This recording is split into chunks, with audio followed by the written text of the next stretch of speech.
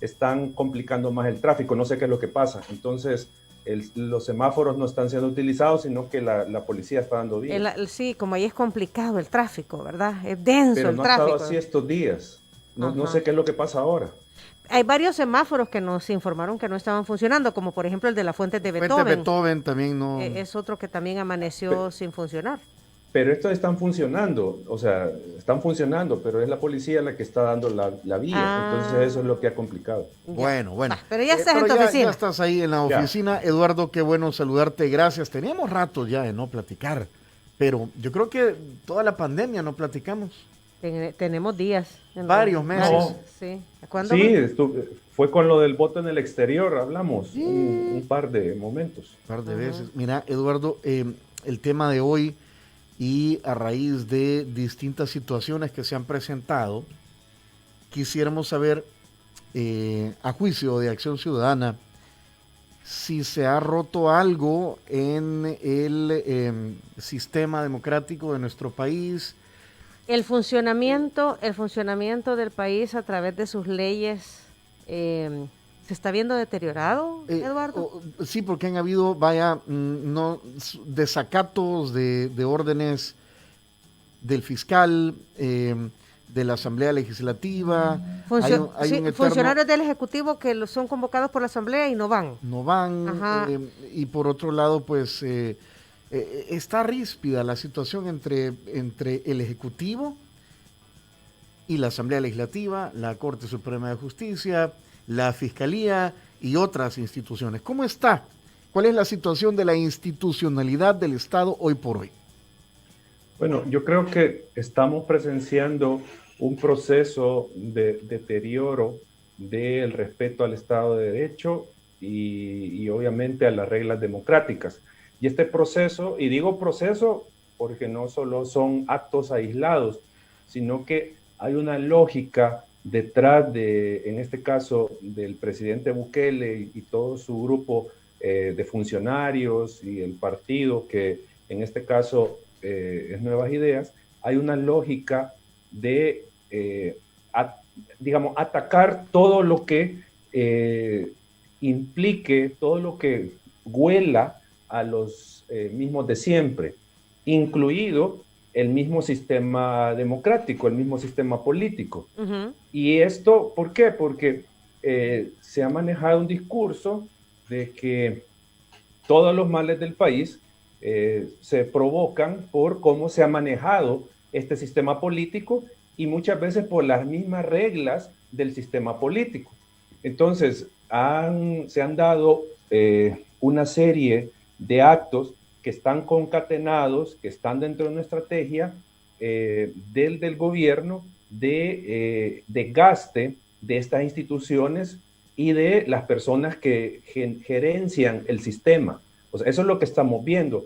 Y esto comenzó desde el año pasado no sé si recuerdan, que lo que decía el Ejecutivo era que la Asamblea Legislativa debería de dejar de estorbar y que ellos lo único que tienen que hacer es apretar el botón. O Ujú. sea, desde ahí se comenzó con este proceso que luego desembocó en un primer momento en el 9 de febrero, en el 9F, con la toma de la Asamblea Legislativa, y que luego se fue degradando más con la desobediencia a las resoluciones de la Sala de lo Constitucional, luego se fue también ampliando con el tema de la interpelación del ministro, que llegó con una actitud desafiante a no responder las preguntas de la Asamblea Legislativa, y ahora pues lo vemos con este desacato de los funcionarios a órdenes de la Fiscalía,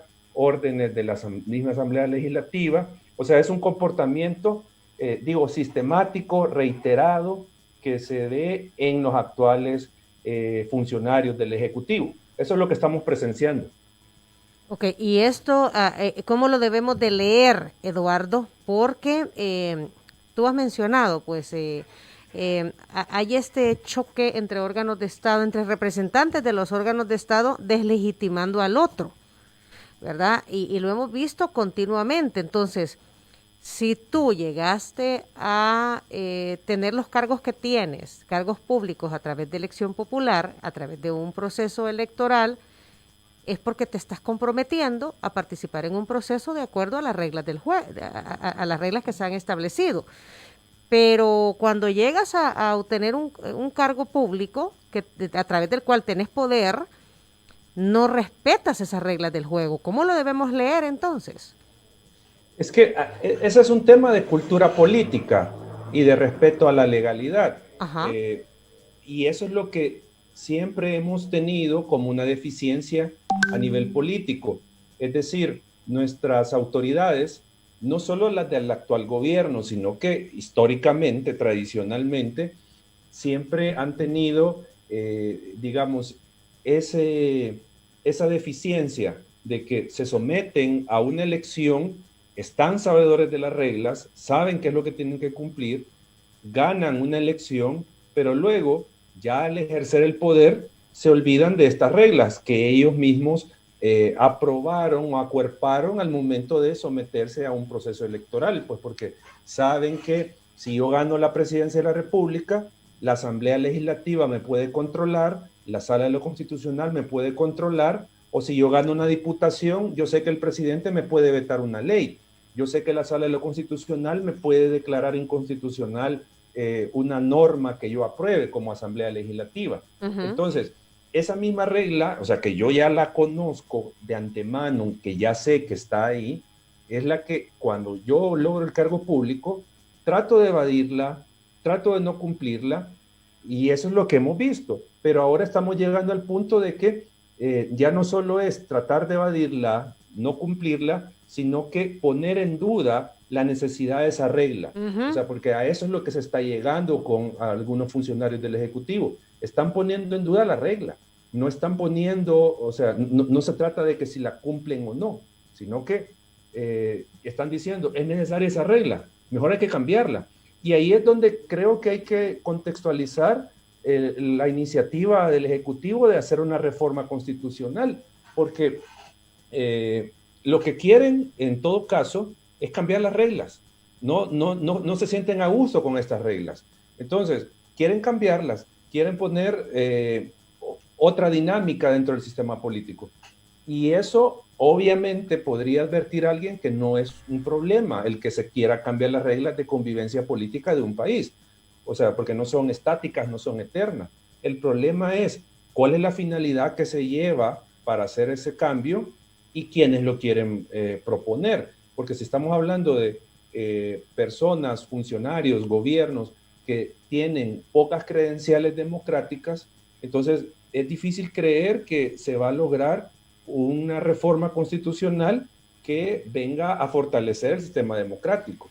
Entonces, así es como nosotros estamos visualizando el panorama. Es utilizar las reglas del juego para cambiar las reglas del juego. La pregunta es necesario cambiar las reglas del juego, Eduardo, según Acción Ciudadana? Hay cosas que hay que modificar. Nosotros hemos hecho un análisis de algunos aspectos del sistema político que deben de ser reformados. Y eso no hay duda. Ahora, ¿cuál es la vía adecuada para reformarlo? ¿Será la reforma constitucional o establecer por medio de leyes, regulaciones que hagan cumplir esos aspectos de la Constitución? Ahí es donde está, digamos, nuestra diferencia.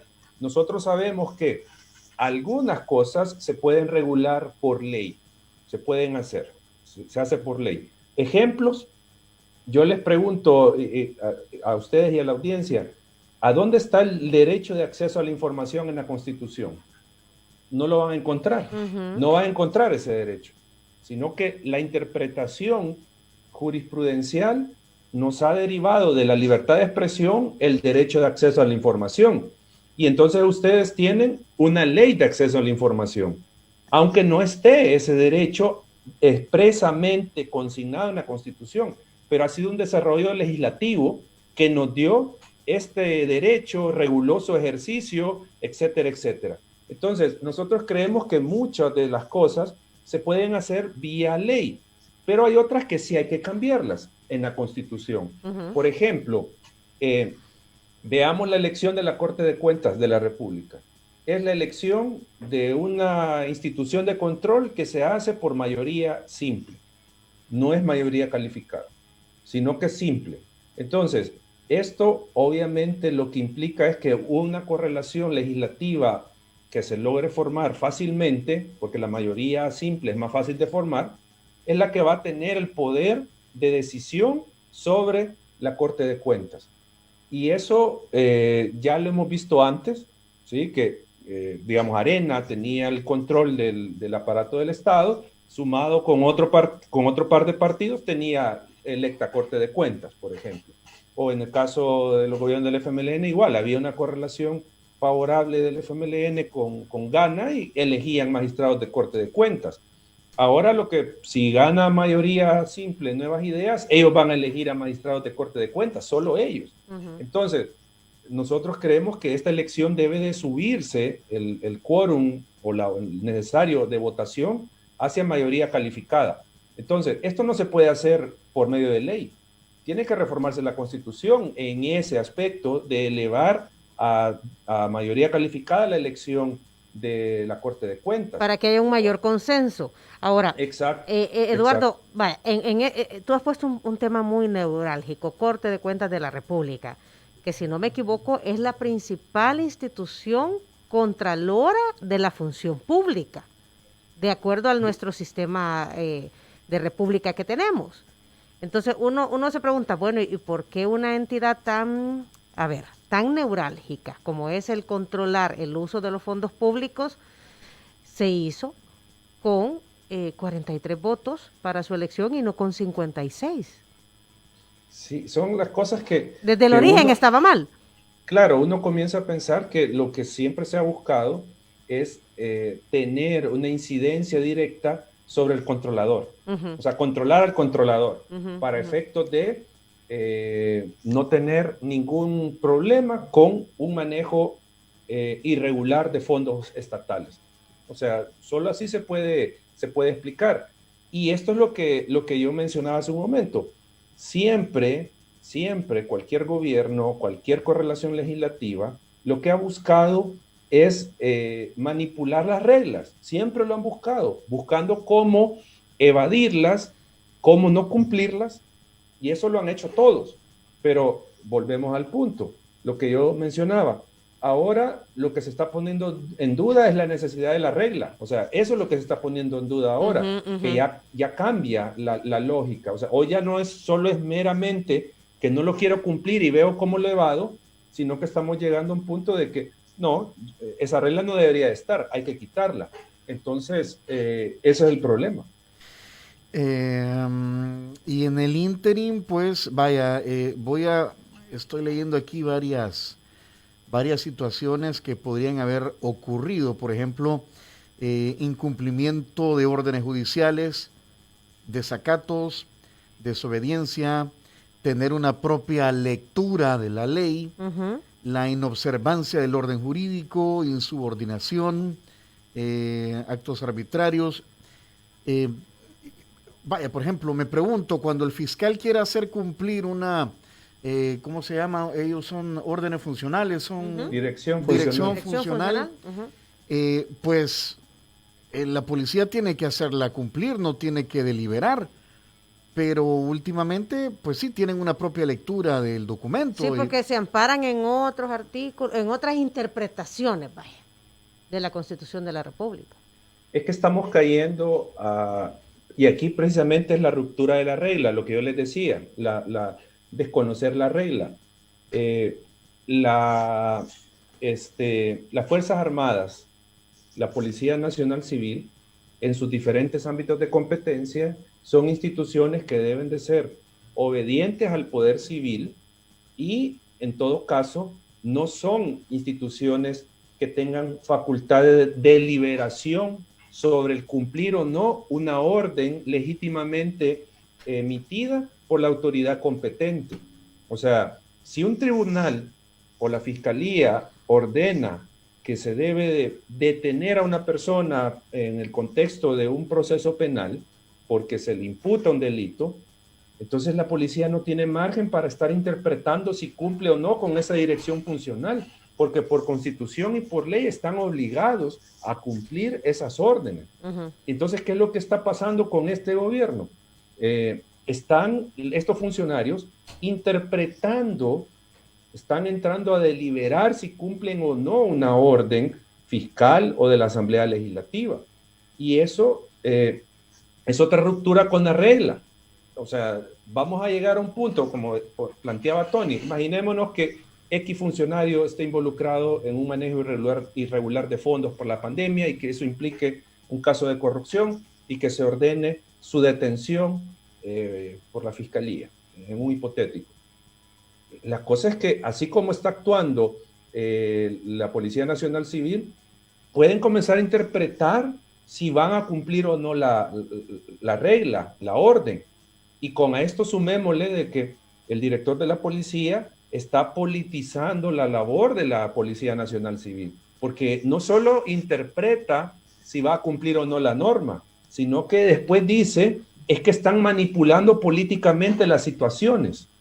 Entonces, y nosotros no vamos a prestar a la manipulación política. O sea, ya está entrando, llevando a la política a la Policía Nacional Civil.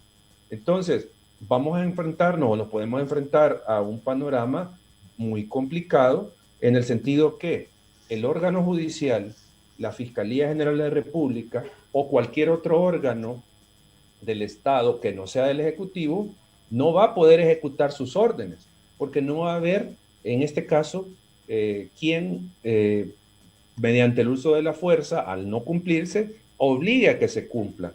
Entonces, estamos ante otra ruptura a la regla, que en este caso es el respeto y el cumplimiento de las órdenes y las leyes emanadas, en este caso, de las autoridades competentes. Y esa es otra ruptura a la regla, lo que yo les mencionaba en un inicio. Y eso es lo peligroso, digo, de la situación. Ok, estamos ante un momento en donde se pone en tela de juicio, se pone en duda entonces cumplir o no las leyes por parte de los representantes de órganos de Estado. Y me quiero ir un poquito más atrás, cuando estábamos en lo mejor de la emergencia por la pandemia, con las resoluciones de la Sala de lo Constitucional. Por ejemplo, que el mismo presidente de la República las ponía en tela de juicio. Entonces, si la máxima autoridad política, que es el presidente de la República, pone en tela de juicio resoluciones de un organismo, por ejemplo, como la Sala de lo Constitucional, que se puede esperar de la ciudadanía, Eduardo, porque entonces la ciudadanía comienza a cuestionar si en realidad las autoridades o las resoluciones, las decisiones tomadas por esas autoridades, las tengo o no que cumplir como ciudadano. Sí, es que entramos a un punto donde podemos llegar a desconocer cualquier autoridad y esto lo puede hacer cualquier ciudadano o ciudadana. Es decir, yo llego al semáforo y la autoridad, la gente de la policía me dice deténgase porque yo estoy dando vías, lo que acaba de pasar, lo que les contaba que me acaba de pasar ahí. Yo perfectamente, si seguimos esa lógica de comportamiento, yo lo que podría hacer es, no mire, yo no le voy a acatar lo que usted me está diciendo y me paso el semáforo. O sea, y entonces, por eso decía que no solo va esta situación, o no solo hay que verla desde la óptica del mero incumplimiento, que ya de por sí es negativo el incumplimiento, sino que hay que verlo en el sentido de que yo estoy ya poniendo en duda la regla. O sea, no solo es de que no la cumpla, sino que la estoy poniendo en duda. Yo digo, ¿y para qué tiene que haber Asamblea Legislativa? ¿Para qué tiene que haber una Sala de lo Constitucional? ¿Para qué tiene que haber una sentencia que sea obligatoria? O sea, eso es lo que al final deriva de esta situación, que ya no se esté solo a nivel de que yo no quiero cumplir, sino que, ¿y para qué existe? Cambiemos la regla. Eso es lo que uno podría fácilmente derivar y que cualquier ciudadano puede hacer, de decir, bueno, si las autoridades de este país no cumplen con sus obligaciones, no cumplen con la ley, yo porque estoy obligado a cumplir con las leyes. Sí. O sea, Ahora, la lectura... Pero pasa solo en el órgano ejecutivo o también la Asamblea Legislativa? Es decir, los órganos de Estado ejercen es un sistema de control entre todos, ¿verdad?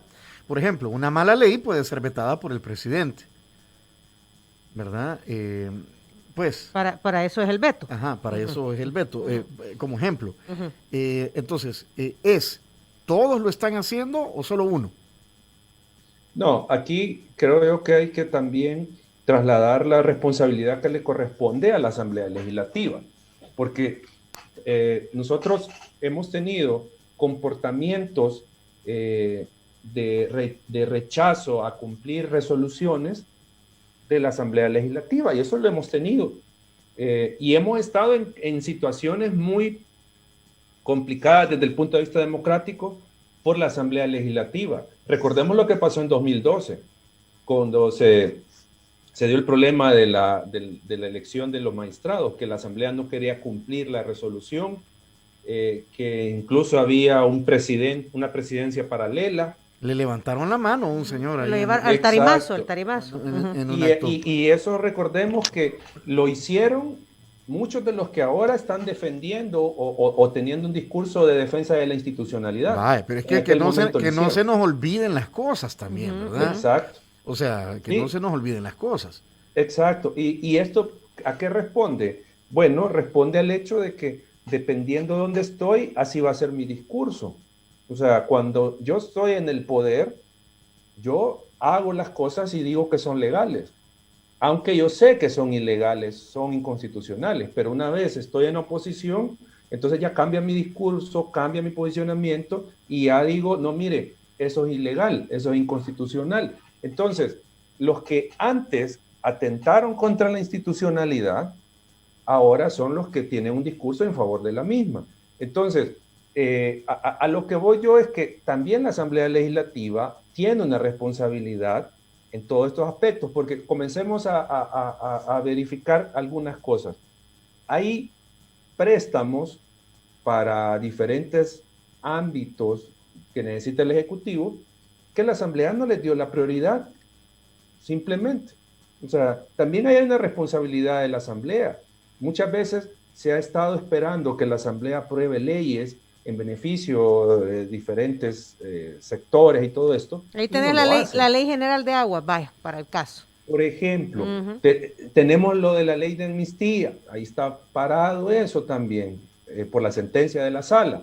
O sea, si uno comienza a revisar, también la Asamblea tiene un comportamiento y un funcionamiento que no atiende efectivamente las necesidades colectivas. Pues, o sea, también ellos tienen una responsabilidad y ellos también, en muchos casos, evaden el cumplimiento de sentencias. O sea, siempre tienen ese comportamiento. Recordemos con esto de la sentencia de la ley de amnistía. Les dio 2 o 3 prórrogas la sala para que emitiera una ley. Entonces, también lo vemos en el órgano legislativo, este comportamiento. Obviamente, tiene tal vez más volumen que lo haga el presidente de la República. Obviamente, tiene más volumen esto, pero vemos esos comportamientos. Pero digo, hay un diferenciador. La Asamblea Legislativa siempre ha actuado así, pero no han llegado al punto de desconocer la necesidad de la regla. E insisto en eso, porque esa es la diferencia. O sea, ellos no han llegado hasta ese punto. Han evadido cumplir, no han querido cumplir. O emitieron, vayámonos al famoso aquel decreto 743, que lo que buscaba era el 5º voto de un magistrado para sentenciar inconstitucionalidades, ¿se acuerdan? Eso fue en el 2011, si no me recuerdo. Por ahí. Eso sí lo podemos plantear también como una acción que buscaba desconocer la regla. Ese es un buen ejemplo, que la Asamblea también lo ha hecho en su momento. Y los partidos, como digo, que en su momento lo hicieron, hoy están con otro discurso. Pero este gobierno también lleva esa ruta, de esa lógica de tratar de desconocer la regla. Y entonces, estamos. ¿Y qué podemos decir del otro órgano, del órgano judicial? La Corte Suprema de Justicia. En este caso, el órgano judicial, particularmente la Sala de lo Constitucional, es la que, o sea, tiene una intervención, y en este caso es una intervención en defensa de la constitucionalidad. O sea, eso es lo que le corresponde a la Sala, ¿verdad? Y acá, bueno, se puede decir que ha actuado a veces muy débil, ha actuado tarde, pero al final ha actuado, ha emitido resoluciones. Entonces, tal vez lo que uno podría decir es que se necesita del Tribunal Constitucional tal vez más garra, más diente, no sé cómo decirlo, o sea, ser más incisivo con con sus resoluciones, y tal vez el tema de la oportunidad, o sea, que sean más oportunas, que ha tenido resoluciones oportunas, no digo que no, pero tener un rol, si se quiere, más vigoroso en este momento, porque si al final se llega al punto de que no se va, o sea, se va a desconocer totalmente lo que la sala diga, ya tenemos un problema mayúsculo. O sea, como decía alguien, ¿y ahora quién podrá defendernos? O sea, ¿quién? O sea, ya no tendríamos una instancia interna para la defensa de los derechos y del sistema. O sea, ya no tendríamos si al final se rompe con la autoridad de la sala. Eduardo, haciendo un resumen aquí de algunos comentarios que nos llegan de los radioescuchas, yo creo que este primero lo resume, lo que, a ver, al final cómo se están dando las cosas. Y dice, la diferencia es que este presidente está ayudando al pueblo, mientras antes se robaban los impuestos del pueblo. O sea, la percepción de la gente es que haciendo las cosas de la manera como se están haciendo, se está defendiendo a las grandes mayorías del famoso status quo, o sea, de cómo siempre se han hecho las cosas y del famoso poder económico detrás de los poderes políticos que se dice siempre han manejado al país. La lectura de la gente al final es esa. Al menos así lo dicen las encuestas, Eduardo.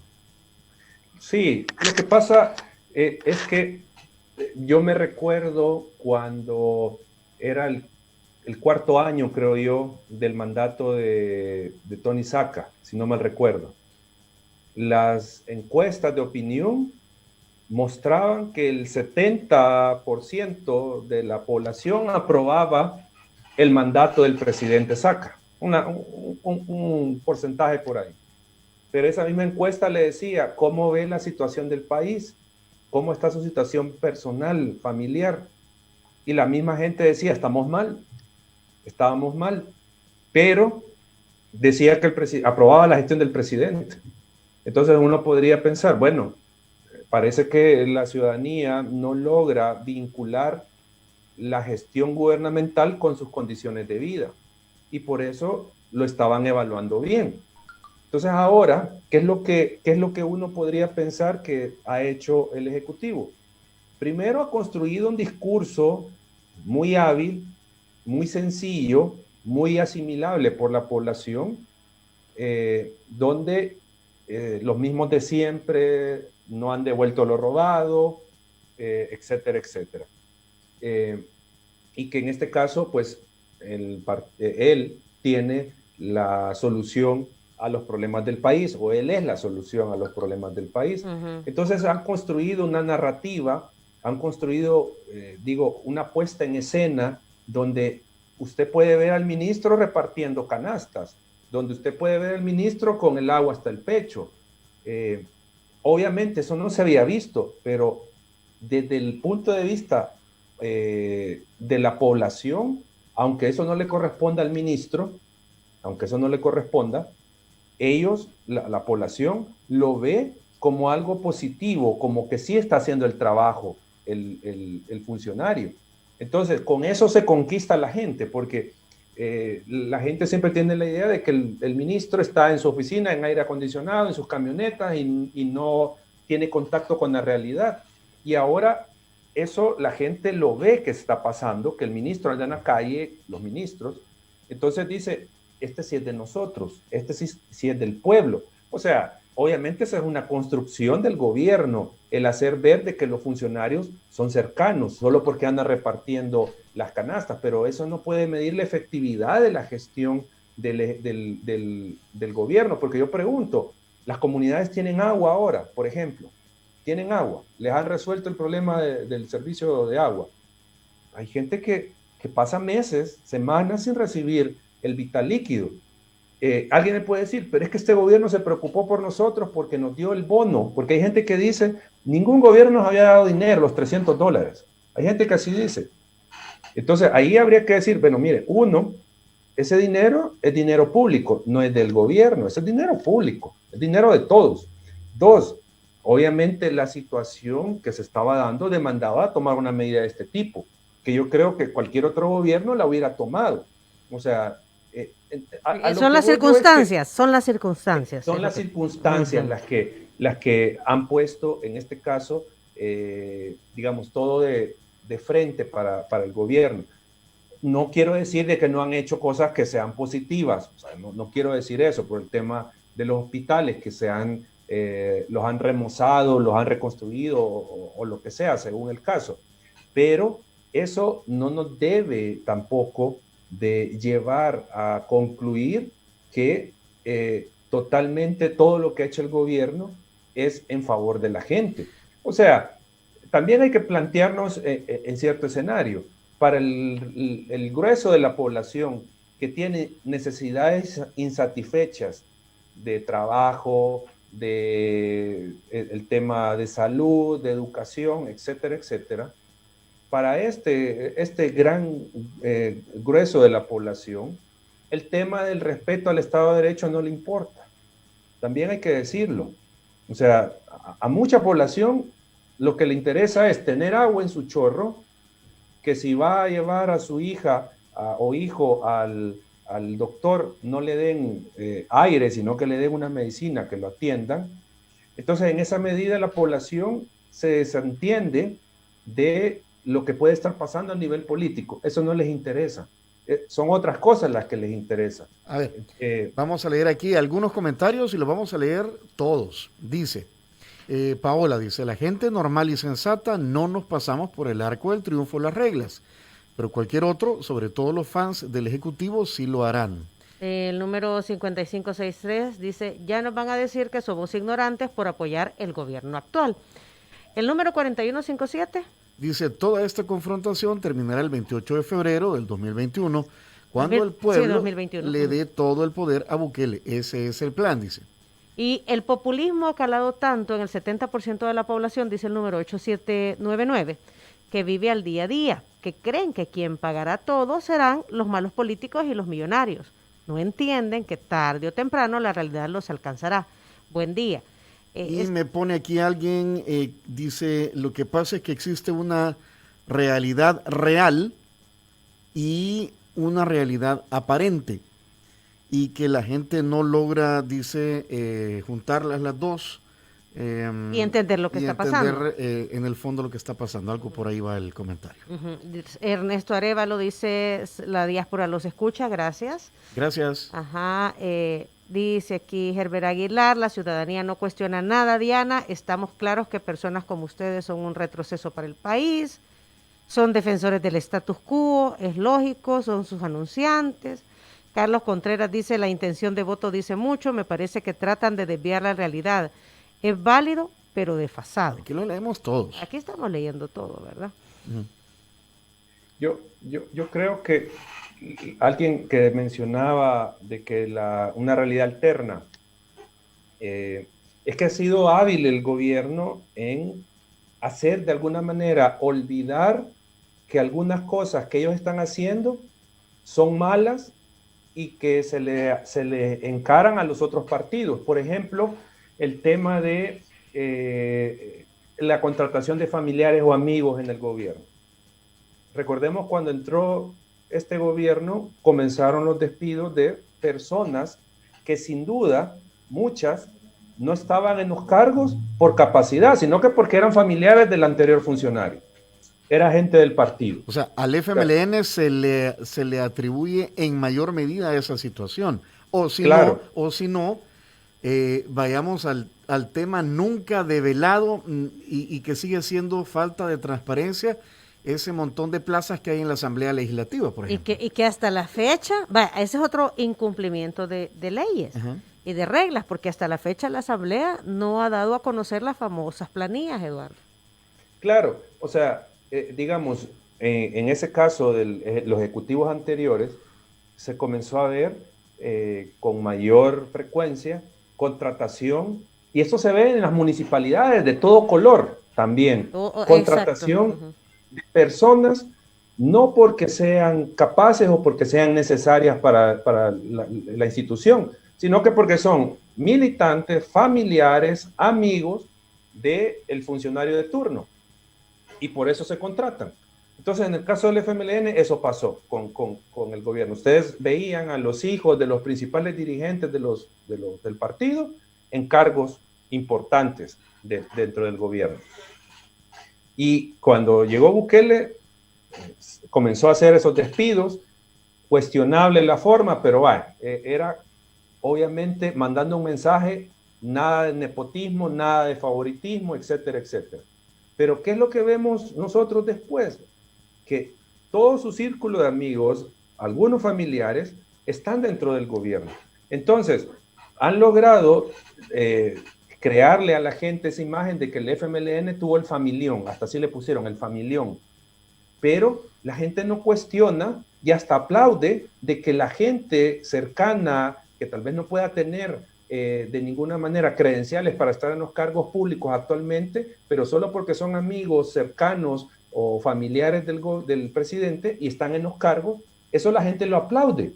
Entonces vemos que nuestra sociedad tiene un doble estándar. A los mismos de siempre, sus comportamientos se les atacan, se les censuran, que está bien, que si son comportamientos negativos para el país hay que censurarlos. Pero cuando lo replica el gobierno, ahí lo aplauden. Y esto no solo son los allegados al gobierno los que lo aplauden, sino que la población en general. O sea, y ahí es donde uno comienza a pensar, ¿y por qué la gente tiene ese doble estándar? O sea, si fue malo en el gobierno anterior, ¿por qué ahora es bueno? Por ejemplo. Bueno, o sea, veamos qué más dice la gente. Aquí está el número de terminación 0183, son notas de voz. Las vamos a... no, quiero ver, ¿sí? No, es esta, Néstor López. A ver, escuchemos. La diferencia es que antes robaban y ahí quedaba, y ahora está robando y está ayudando. Ahora tampoco es Peter Pan, porque lo que está regalando no es nada comparativo contra lo que está robando. Se roba 100 y regala .25. Bueno, estamos pasando todos los comentarios, ¿verdad? El número terminación 0183.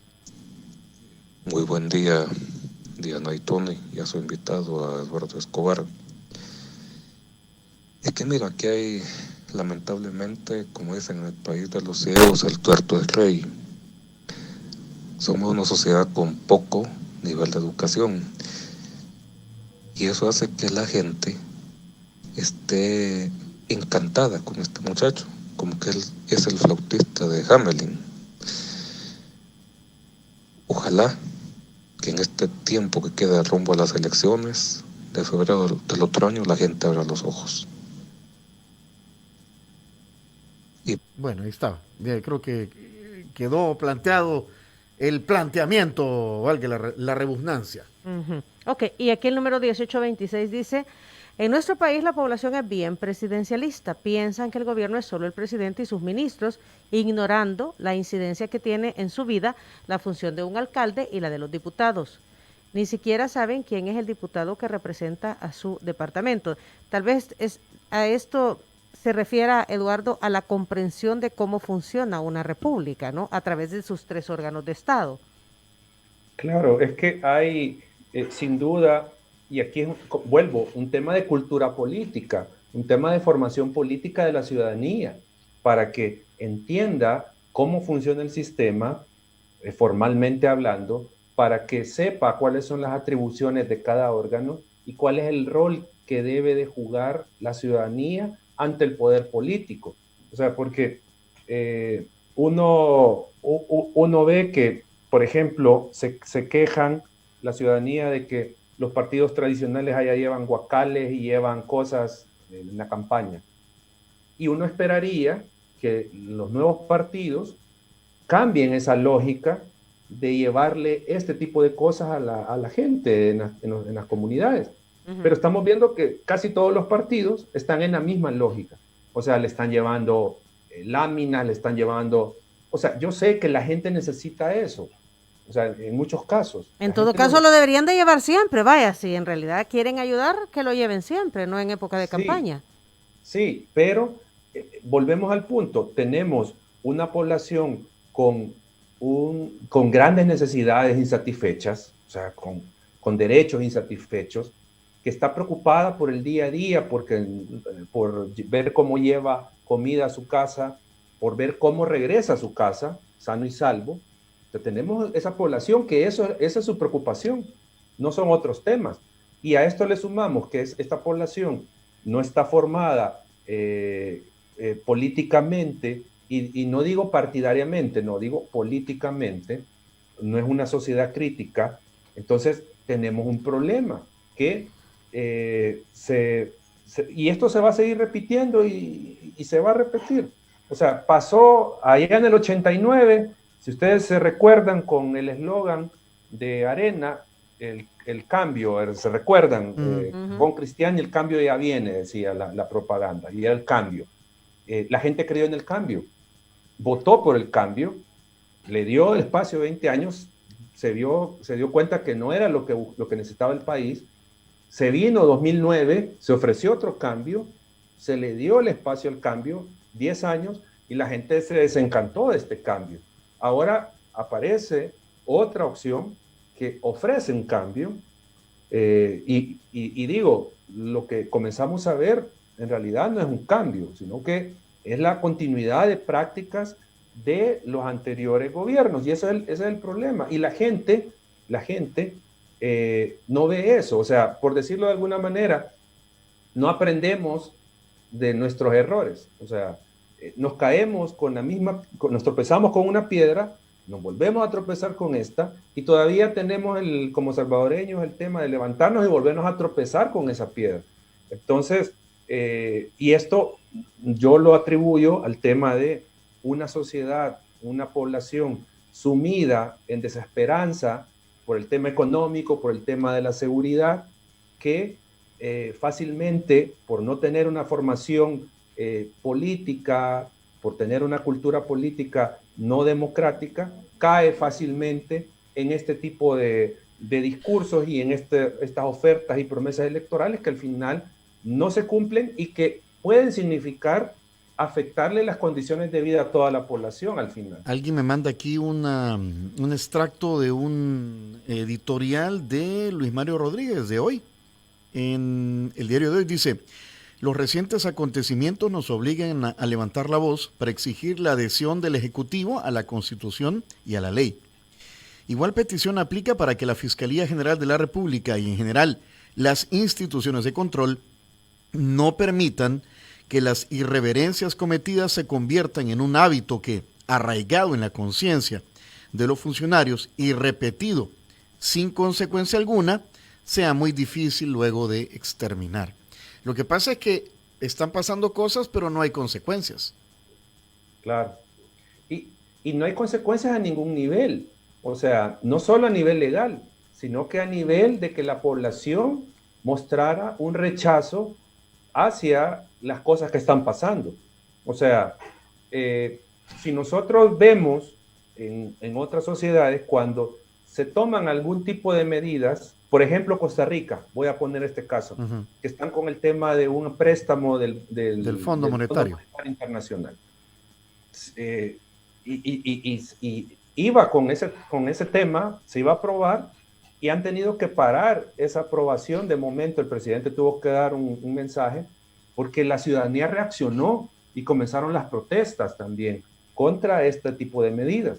Entonces, el punto acá es que no tiene consecuencias legales de momento para los funcionarios estar haciendo todo esto, pero tampoco tiene consecuencias en la aprobación o en la visión de la ciudadanía con la gestión que está desarrollando el Ejecutivo. O sea, entonces ahí es donde llegamos a un punto que digo, es problemático que la ciudadanía, si bien puede apoyar el proyecto de Bukele, pero ese apoyo no debe ser un apoyo ciego, un apoyo incondicional, sino que tiene que ser, porque ya nos ha pasado otras veces como sociedad que le hemos apostado un cambio, le hemos apostado supuestamente a una nueva forma de hacer las cosas que nos fallan. Entonces, este apoyo debe ser condicionado a tener resultados y a que se respeten las reglas. Pero la ciudadanía no lo está viendo así. O sea, la ciudadanía está dando un apoyo incondicional y se están cometiendo ilegalidades que le están afectando a la ciudadanía precisamente. Más comentarios, montón de comentarios. Bueno, aquí está Vladimir Lobato desde Canadá, salvadoreño residiendo en Canadá. Estar escuchando y viendo la situación del país desde fuera es muy triste. Ver cómo se engaña al pueblo necesitado a puro pan y agua, y más al ver que hasta amigos que yo creía tenían buen juicio han sido engañados a puro confete y pitos. Muy triste, dice. Aquí hay otro número desde el exterior que dice lo siguiente. Eduardo, sobre la subordinación de la Fuerza Armada y la Policía hacia el presidente y cómo esto puede influir o impactar en el Estado, que sobre todo en la Fiscalía General de la República. Bueno, quédate con el comentario, por favor, Eduardo. Vamos con Roberto López López. Hola, muy buenos días. Gracias por permitirme opinar. Una de las grandes cosas que está sucediendo en este momento es de que si bien hay mucha división, mucha polarización en base a lo que es lo que hace el presidente y lo que hace la Asamblea, tiene bastante que ver en que últimamente nos hemos dado cuenta de dónde vienen realmente los poderes. Anteriormente los partidos políticos, Arena, FMLN, entre ellos se llevaban bien, aunque frente al pueblo eran pleitos, pero realmente se llevaban bien. Y eso hacía de que nosotros no viéramos este tipo de signos de dónde realmente radica el poder. Por lo tanto, el Ejecutivo ha estado por mucho tiempo extorsionado por estos poderes. Ahora la gente ya lo vio y ese es el malestar que se tiene. Definitivamente, el presidente Bukele, para muchos no ha hecho muchas cosas bien. Obviamente, pues tiene que ver mucho con el manejo de la pandemia, pero también la oposición no dejó que hicieran bien las cosas porque obviamente conocen dónde se pueden filtrar las formas de corrupción. Pero creo que ahora ya nos dimos cuenta dónde están los poderes y vean, se está luchando por ese poder. Es el último bastión que tiene ahorita la oposición y tiene que defenderlo como dé lugar. Diciendo mentiras o verdades, que lo prueben. Pero entre más lo dicen, pues la gente menos les cree. Saludos, buen día. Gracias, Roberto. Y Néstor López dice, la gente que esté encantada no abrirá los ojos de aquí a las próximas votaciones. Los que tenemos que reaccionar somos los que nunca salimos a votar. Allí estará la diferencia. Eduardo, comentarios finales. No, con lo de la fiscalía que mencionaba el amigo, esperemos que recapacite la Policía Nacional Civil, la dirección de la policía, y no se vaya a prestar al juego político del Ejecutivo, y que en este caso cumpla con lo que se le ordena desde las diferentes autoridades del Estado. Con esto último que decía el amigo, no hay duda de que el sistema democrático salvadoreño no ha funcionado, y esto se ha venido repitiendo, se ha venido diciendo. El sistema político que han gerenciado Arena, el FMLN, no respondió como se debía a las necesidades de la población. Y ellos cometieron muchos errores, cometieron muchos delitos, hay corrupción, etcétera, etcétera. Eso lo hicieron. O sea, no hay que negar ese pasado que está ahí. Pero digo, no por ese pasado tampoco vamos a cerrar los ojos con lo que pueda estar pasando en este momento. O sea, porque digo, como sociedad, si cerramos los ojos ante esto, parece que no hemos aprendido nada. O sea, que pasó todo lo que pasó, murieron todos los que tuvieron que morir en la guerra o en estos 30 años a manos de la delincuencia, pasaron estos actos de corrupción y no aprendimos nada como sociedad. O sea, llegar a esa conclusión es bastante dura, pero si volvemos a caer en esto, si cerramos los ojos como sociedad a solo aplaudir lo que se hace sin cuestionarlo, sin oponernos incluso a lo que está mal hecho, entonces como sociedad, digo, no hemos aprendido nada. Y como dice por ahí el adagio, una sociedad que desconoce su historia está destinado a volverla a vivir. Entonces, dejo esto ahí, pues porque el tema es que la ciudadanía, digo, aplauda lo correcto, pero señale, cuestione y se oponga a lo incorrecto. Eso es lo que tiene que hacer la ciudadanía. Muy bien, vamos a ver qué pasa. Ha habido un pequeño giro estas últimas horas con el anuncio de que el ministro de Hacienda, con todo el rollo del FODES, convocó, y de los préstamos en la asamblea, ¿no? Convocó a sábado a las 9 de la mañana en Casa Presidencial. Ministerio de Hacienda, creo que es. Ajá. Bueno, no sé. En el Ministerio de Hacienda, creo. Al presidente de la asamblea, a la Junta Directiva de Comures y a los jefes de fracción. O sea, al parecer, al menos van a conversar, se van a sentar y los otros creo que ya dijeron que sí van a asistir. Al menos el presidente de la asamblea. Sí, deberían, porque de eso se trata, ¿verdad? De conversar entre los diferentes órganos de Estado y lograr consensos en beneficio de la población, Eduardo. Claro, así es. Esperemos que sea fructífera esa reunión y se solucionen todos estos problemas. O sea, pero también hay que ver algo, que tenemos que ver cómo se genera una consecuencia para las autoridades por toda esta situación, para todas, o sea, no digo solo para el Ejecutivo, porque ¿qué va a hacer el día de mañana? No se le va a pagar a los jueces. ¿Qué va a hacer el día de mañana? No se va a pagar la deuda política para los partidos que ya viene la campaña electoral.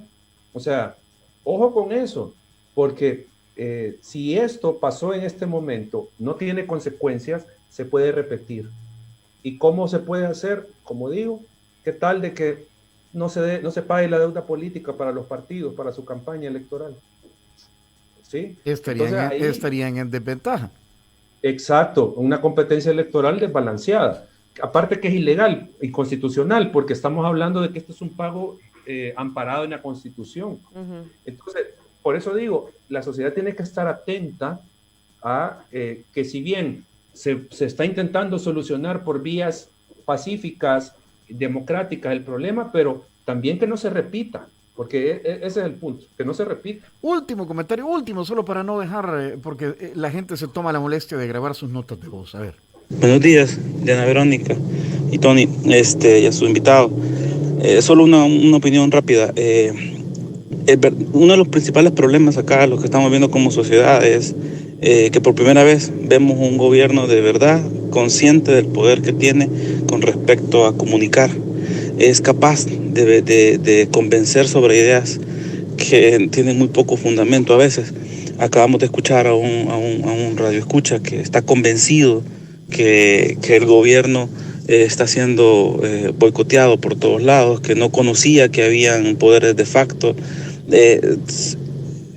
Nuestro problema es la corta memoria histórica, el bajo nivel de criticidad que tenemos como sociedad. Casi damos por sentado lo que nos repiten con mucha constancia.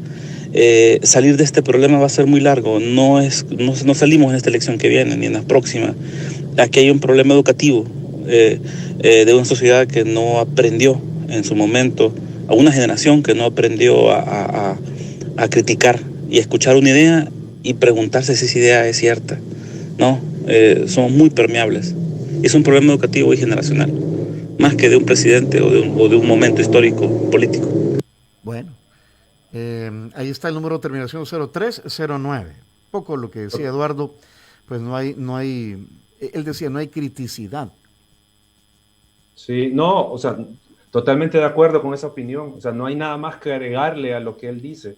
O sea, ha definido, ha resumido lo que hemos estado hablando toda esta mañana. O sea, es eso. O sea, tenemos ese problema. Y solo agregar algo para la población, para quienes nos escuchan. Al poder no se le aplaude, se le cuestiona. Eso es lo que se le hace al poder. No se le está aplaudiendo. Y eso es lo que nos ha pasado siempre. Le hemos aplaudido al poder político y no le hemos cuestionado. Entonces, el llamado a la ciudadanía, más allá de que apoye a X o Y partido, cuestione al poder. No se coma lo que le dicen, cuestiónelo. Y si está bien hecho, ok, apláudalo, pero si está mal hecho, no le esté aplaudiendo, porque después a usted le va a afectar lo que esté haciendo el político. Muy bien. Eduardo Escobar, director de Acción Ciudadana, muchísimas gracias por tu tiempo. Gracias. No, gracias a ustedes, un gusto. Por la filosofada de esta mañana. Sí, exacto, ¿verdad? Por ayudarnos a entender, ¿verdad? Y ver los diferentes puntos de vista, y gracias a la audiencia también por expresarse. Tony, es importante que cada quien también se exprese su punto de vista, cómo lo está viendo, ¿verdad?